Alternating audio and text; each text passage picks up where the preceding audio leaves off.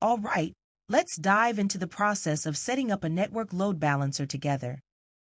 We're going to create one right now and name it Demo NLB. To start off, we will select an internet-facing load balancer that uses IP4. In the context of network mapping, I'll be utilizing the existing VPC that I have set up. I'll ensure that we include all 3 availability zones that I currently possess. As you can observe, each availability zone corresponds to a specific subnet. AWS automatically assigns an IP4 address to each of these zones. What this means is that for every availability zone you enable for your network load balancer, you will receive a dedicated IP4 address from AWS. However, if you prefer, you could opt to use an elastic IP address for each availability zone instead, providing you with more control over your IP address management. Now, let's move on to adding a security group to our network load balancer. This is an important step, and it's highly advisable to do so. Here's a fresh approach. I will go ahead and create a security group and name it Demo NLB. For the inbound rules, we'll permit traffic from everyone on port 80, allowing HTTP connections from any source. The outbound rules will remain as they are, so that should be sufficient. Let's proceed to create the security group, known as Demo for NLB, and confirm that all details are correct in the description. Now, let's utilize this demo security group we just created.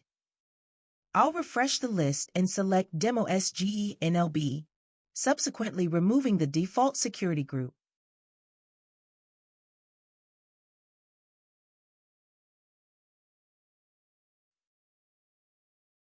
The idea here is quite similar to that of application load balancers. For network load balancers as well, it is essential to attach a security group, which helps regulate and control incoming and outgoing traffic. Next, we'll configure the listeners and routing settings.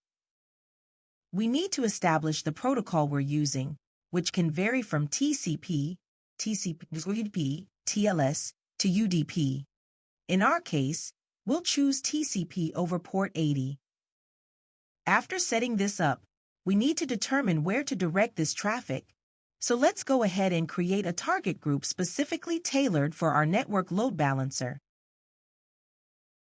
I'll select instances as our target type, and I'll name this target group Demo NLB. Keeping our protocol as TCP on port 80 aligns with our choice of using a network load balancer. And just like before, we'll assign the VPC to this target group. For the health checks, we have several different options available, which allows us to customize how we monitor the health of our targets.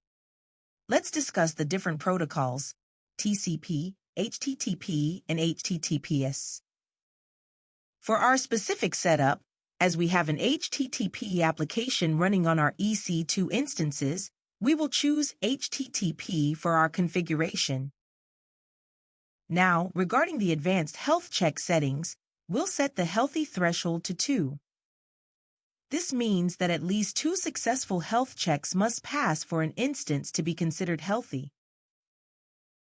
Additionally, we'll set the timeout to 2 seconds, allowing our checks a brief period to get a response, and we'll configure the interval to 5 seconds for regular health assessments.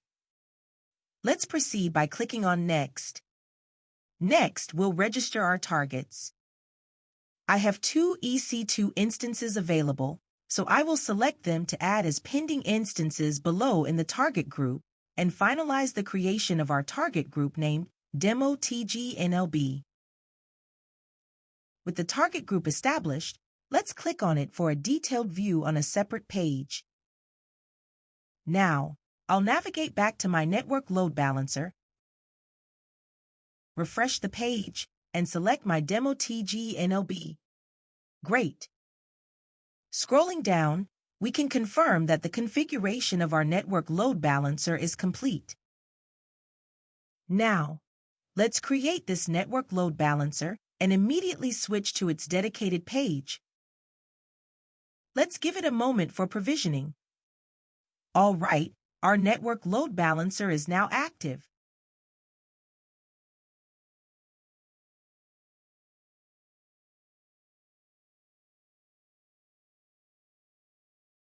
However, when I enter the URL in the web browser, it currently doesn't seem to work. Let's take a closer look at potential issues affecting our load balancer's functionality. Observing the target group again, I will refresh the page to check the status of our instances, and it appears that they are still in the initial checking phase. Returning to verify their health status, we see that they are marked as unhealthy due to failed health checks. To troubleshoot this, we need to examine the security group associated with these instances. Let's navigate to the Security section, followed by Security Groups. We'll select our security group and access its settings. Upon reviewing the inbound rules, it is evident that we are allowing SSH access from anywhere and permitting HTTP traffic from the security group of our application load balancer. However, we also need to explicitly allow HTTP traffic from our network load balancer. So let's configure the DemoSGE NLB security group. This adjustment will enable traffic from the NLB alongside existing allowances for traffic from the ALB.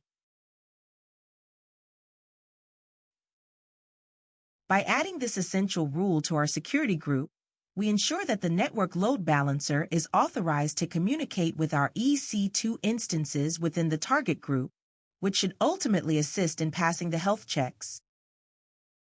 Let's take a moment to pause and observe if our issue has been resolved.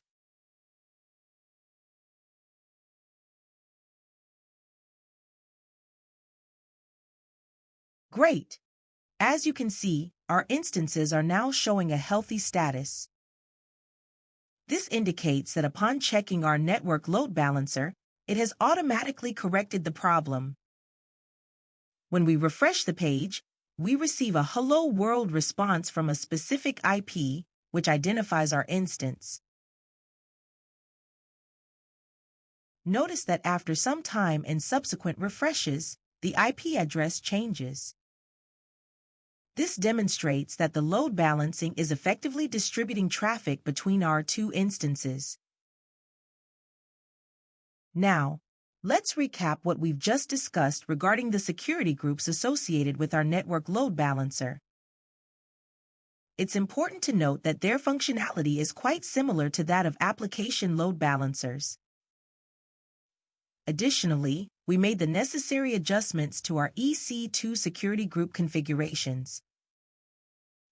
These changes ensure that we permit traffic not only from the application load balancer, ALB, but also from the network load balancer, NLB, which we had just configured. All right, that wraps up this hands-on demonstration. To avoid incurring unnecessary charges, I recommend that you delete the load balancer named Demo NLB. If you're interested, you can also remove the demo target group associated with the NLB. As a further optional step, consider deleting the NLB security groups. While it's not strictly necessary, it's a good practice if you prefer to clean up your environment after testing. Thank you for following along. I hope you found this tutorial helpful and informative. I look forward to seeing you in the next lecture.